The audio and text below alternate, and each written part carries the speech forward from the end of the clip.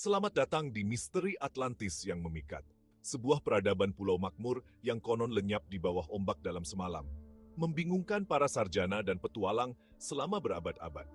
Plato, filsuf Yunani kuno, memperkenalkan Atlantis dalam dialognya lebih dari 2000 tahun yang lalu, menggambarkannya sebagai utopia teknologi canggih dan arsitektur yang indah, yang akhirnya hancur oleh keangkuhan rakyatnya.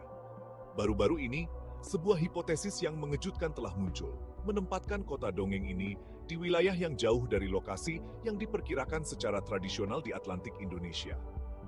Teori ini, yang diajukan oleh sekelompok kecil penggemar dan cendekiawan, menunjukkan bahwa Kepulauan Indonesia, dengan sejarahnya yang kaya dan fitur geologis yang kompleks, dapat menjadi situs peradaban yang hilang ini.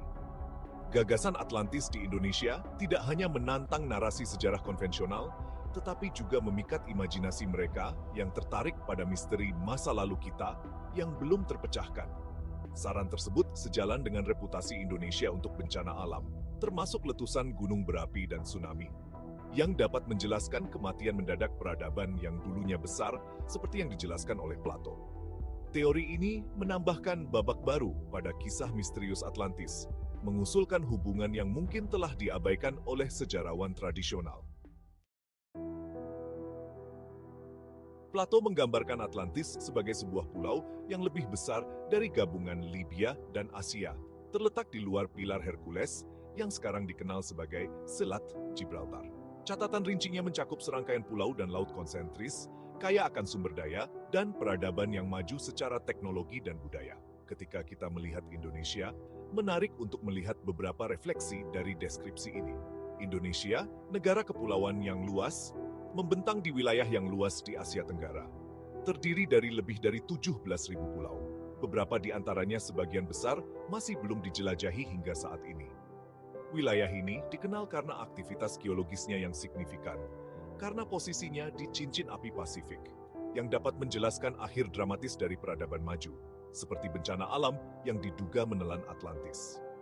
Lebih lanjut, kekayaan budaya Indonesia dengan keragaman bahasa, tradisi, dan sejarahnya mencerminkan kompleksitas masyarakat yang dikaitkan Plato dengan Atlantis. Kesejajaran yang menarik antara praktik metalurgi canggih yang ditemukan dalam sejarah Indonesia dan deskripsi orichalcum, logam unik yang disebutkan oleh Plato yang digunakan secara luas di Atlantis, hanya menambah rasa ingin tahu dan spekulasi.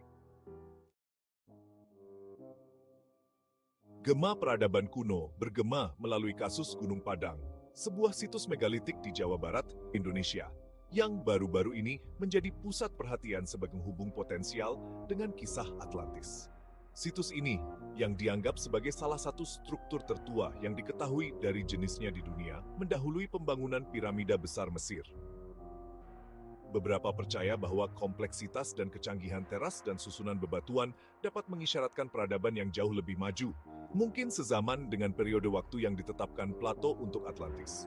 Situs ini meliputi sebuah bukit dalam serangkaian teras yang dihiasi dengan berbagai susunan tiang batu, dinding, dan jalan setapak yang dibangun dari batuan vulkanik. Ini bukan hanya tumpukan batu acak, tetapi dirancang dengan rumit, dengan tujuan yang menunjukkan pengetahuan arsitektur dan astronomi yang signifikan.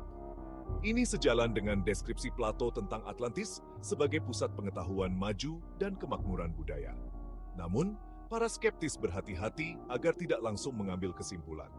Mereka berpendapat bahwa meskipun Gunung Padang tidak diragukan lagi merupakan keajaiban arkeologi, bukti untuk secara definitif menghubungkannya dengan Atlantis masih sedikit.